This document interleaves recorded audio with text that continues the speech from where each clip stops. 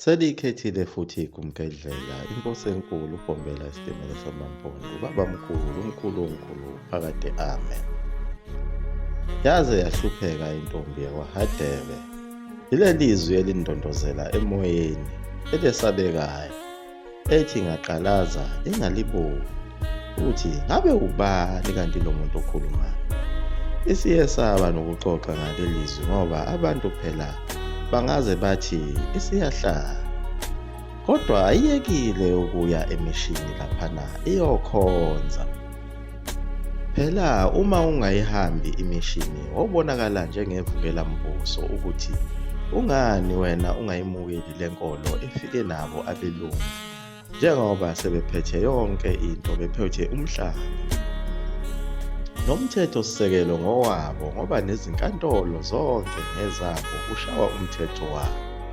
Uma uke waphambana nawo uzofana nolanga libalele, njengoba ethunyelwe ejele lase-Robben Island ngenxa yobuqhwala. Yebo, ububhokobhoko bokuduma kwezulu likaNkulunkulu kuyo le ndaba yasentabazwe, nezimanga ezilokhu zivele njalo kule ndawo ezesabekayo zakhe uNkulunkulu umvelinqangi uyaya kuwena. Lona phela osezibiza ngoShembe kule ntombi yakwaMthimkhulu yakwaHadebe. Le ntombi yakwaHadebe lena basekuqalile ukuvela izimanga ngayo. Kunesimanga esavela kulo iplazi leli ababesebenza kulo bevuna ukolweni.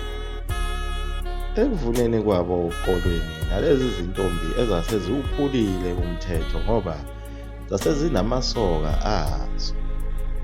Phela enye imikhuba esiyiqalile yokumiswa kwamaduku ongaziwa ukuthi yayisiqhamukiphi leyo nto yokuxomana bese kugcine kulalwana ngaphandle komshado. Le ntombi yayingayithandanga yonke leyo mgilingwane yomaqomana ngeduku, nayo lena yokuxomana esontweni, obhodi, obrada. Le ntombi kwavela isimanga ngesikhathi bevuna ukolweni benza izinyanda. Ekwenzeni kwabo izinyanda ezinkulu zikakolweni babe sebehlaba ikhefu. Nabo phela abangani bakhe laba ayesebenza nabo eplazini. Ekuhlabeni kwabo ikhefu kwaye kwasuka isivunguvungu somoya omkhulu. Lo moya wawuthatha yonke into uyiphephula uyijujela leni. Kodwa kwathi mase uphelile lo moya sekubuyelwa emsebenzini, kwatholakala zonke izinyanda zikakolweni ziwile, ezinye ziginqikelele le kude. Kodwa esale ntombazana yakwaHadebe, uMalindi kaMthimkhulu, yona phela intombi kaMalindi kaMthimkhulu lona uSitheya, sasiyimele nje isithungo sayo sithe mpo, singakaze sinyakaze nakanye. Konke lokho kwawamangaza kakhulu amanye amantombazane ayesebenza nayo le ntombi, ukuthi uSitheya lona wenza ngani. Yavelela le ntombi ngalezi nhlahla ezazilokhu ziyivelela ngesimangaliso. Kwaze kwafika ilanga lapho kwakuyothezwa khona izinkuni ehlathini. Amantombazana ayethi uma eyotheza ayeba nemgilingwane nemidlalo yawo ayenza eyihlanganisa nako ukusebenza kwawo osuke bekuthunywe ngabazali babo. Kuhamba kudliwa izithelo khona lapho zasendle, kujahanwa, kucashelwana, kwenziwa yonke into ngaphambi kokuba kuthezwe izinkuni. Kuwo lo mdlalo wabo le ntombi uSitheya yathi isakulo leli hlathi kudlalwa khona yezwa sekunuka iphunga elimnandi. Yabe silandela leli phunga njalo ililandela njalo. Yathi mayifika kwenye indawo yehlathi yabona imbali enhle kakhulu. Yathi awu, imbali enhle kangaka angikaze ngayibona lokho ngazana. Yabe isifuna ukuyikha le mbali.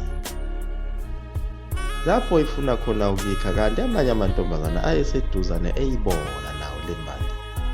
Yathi ngayikha base beyijaha le ntombi, bonke beyifuna le mbali enuka kamnandi kanje. Kwajaha nokwabaza ibhodongo khona lapha ehlathini. Kodwa umsebenzi wabazali wokutheza izinkuni awufezekile njengoba bejahana nje na. Yathi le ntombi mayibona ukuthi le mbali lena bazogcina beyiphucile, yabona ukuthi ukuze iphephise le mbali ayimane igwini ukuze bengabe sakwazi ukuyithola laba bangani bayo. Nebala yayigwinya kanjalo le ntombazana imbali. Abe sejabha kanjalo amantombazana, waphela kanjalo-ke lo mdlalo wokujahana, kwaqhutshekwa nokutheza izinkuni. Yathi isaqhubeka nayo itheza izinkuni kwenye yengxenye yehlathi, yezwa selibuya futhi lelizwi selithi kuyo, lokhu okugwinyile bekungeyona imbali, kodwa usugwinye umoya oyingcwele, ugwinye uNkulunkulu ushembe. Yethuka kakhulu le ntombazana, yaqalaza lonke ihlathi, yangabona muntu. Yayidida le nkulumo ukuthi isho ukuthini le nto ehlala ikhuluma njalo, futhi ayazi ukuthi ubani umuntu engamxoxela ngale ndaba ngoba iyisimanga. Inovalo lokuthi bangase bethi isiyahlanya ekhanda ngoba phela akekho umuntu okwefundisa ngokuthi kukhona uNkulunkulu ongafika kulelizwe, njengoba phela naye yayifundiswe inkohliso khona emishini, ithi ilinde indoda ekuyokhala icilongo mayisiqhamuka. Kodwa manje le ntombi ayilizwa leli cilongo elikhalayo, izwa izwi elikhuluma ulimi lwesiZulu. Kanti yayitshelwe kahle ukuthi uNkulunkulu mhlophe, ungumlungu, njengoba nakuyo le ndaba yasentabazwe nasentabamhlophe kwakugcwele bona ababhishobhi abamhlophe benza umsebenzi wakhwini wokushumayeza isizwe phela ukuze sizoyeka umhlaba silindele ukukhala kwecilongo.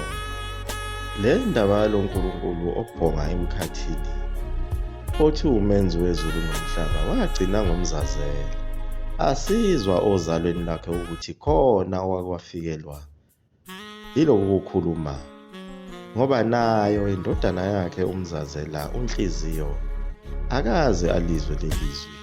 Wagcinwa ngokulizwa lixoxwa nje ubaba wakhe njengenganekwane, kanti naye umayekisa oyindodana yakhe uNhliziyo akaze alizwe lelizwi likhuluma naye.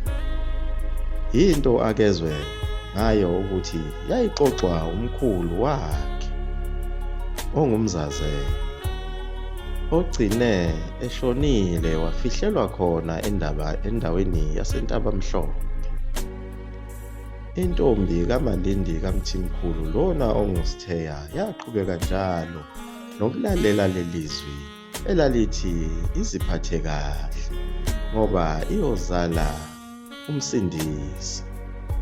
Kodwa ngimbekile umlungu ngoba uma engayizwa le ndaba ukuthi kunomsindisi ozozalwa ozosindisa abantu abamnyama, kule ntombi esencane kangaka yakwaHadebe bazoyisoconga labelungu njengabo abaprofethi laba abagcine bebulewe nabagcine beboshiwe.